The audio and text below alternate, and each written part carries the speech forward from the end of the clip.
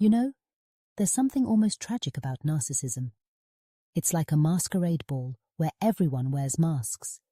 And yet, the one wearing the most elaborate mask is the narcissist themselves. They present a façade of charm, confidence, and charisma. But underneath that glittering exterior lies a profound emptiness, a void that they desperately try to fill with the admiration and attention of others. It's easy to fall into the trap, to believe that their struggles are real, that their pain is genuine. But let's be clear, narcissists are masters of manipulation, and they wield their victimhood like a weapon.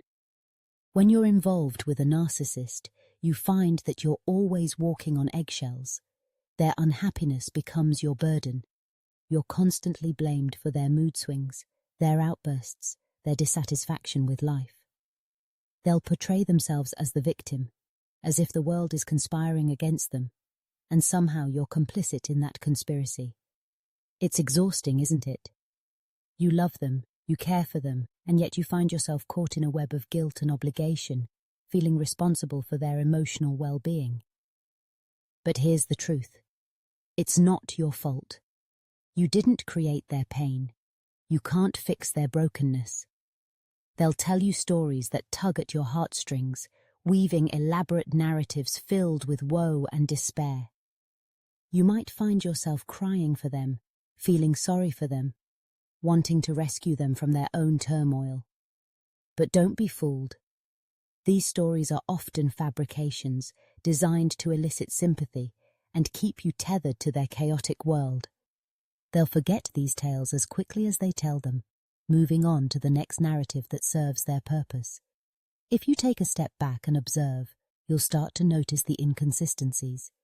The details won't add up, the emotions will feel forced, and you'll begin to see the cracks in their carefully constructed façade.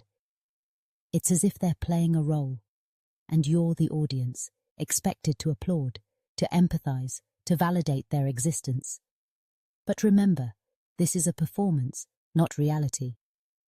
The narcissist thrives on your attention, your validation, and your emotional investment.